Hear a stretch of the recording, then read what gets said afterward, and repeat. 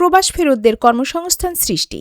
প্রবাসী ও তাদের পরিবারদের বিভিন্নভাবে সহায়তা করে প্রবাসীদের আস্থা আর ভালোবাসার ঠিকানায় পরিণত হয়েছে নোয়াখালী ১ আসনের হাতপাখা প্রতীকের প্রার্থী জহিরুল ইসলাম। ওনাকে এই জন্যই ভোট দিবে, উনি ক্ষমতা না আসে যেভাবে মানুষের পাশে দাঁড়াচ্ছে।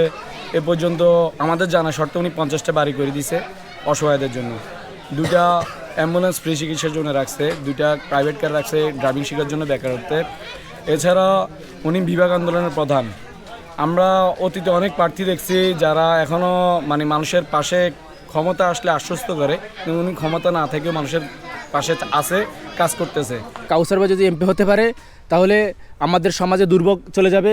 গুন্ডা আমরা যেন যারা প্রবাসী থাকি আমরা কিছু টাকা ইনকাম করে আসি, সমাজের মধ্যে দেশের মধ্যে একটা দোকান দিই, একটা বাড়ি করি, তখন এটা চাঁদা দিতে হয়, সব কাজে সব চাঁদা আদায় করে চাঁদা দিতে হয়। কাউসার ভাইয়ের কোনো গুন্ডা বাহিনী নাই, তাই উনি যদি এমপি হতে পারে তাহলে আমাদের সমাজে এইসব চাঁদাবাজি, দুর্নীতিবাজি, গুন্ডাবাজি আর হবে না। আমি নিজেও একজন প্রবাসী, আমি দীর্ঘদিন প্রবাসে ছিলাম। তো আমি প্রবাসী ভাইদের উদ্দেশ্যে একটা কথাই বলতে চাই, প্রবাস জীবন অনেক কষ্টের, আমি জানি, আমি নিজেও প্রবাসে ছিলাম।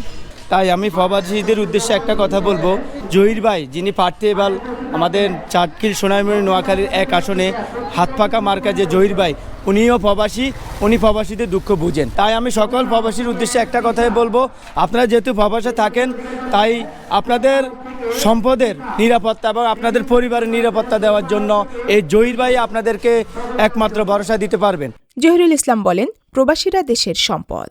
নির্বাচিত হলে প্রবাসীদের কষ্টার্জিত অর্থ ও তাদের পরিবারের নিরাপত্তা এবং সন্তানদের পড়ালেখা এবং সুন্দর ভবিষ্যৎ নিশ্চিত করার লক্ষ্যে বিশেষ টাস্ক ফোর্স গঠন, প্রতিটি থানায় প্রবাসীদের জন্য আলাদা হেল্প ডেস্ক ও হটলাইন স্থাপন এবং বিদেশ ফেরতদের জন্য সম্মানজনক কর্মসংস্থান নিশ্চিত করার প্রতিশ্রুতি ব্যক্ত করেন তিনি।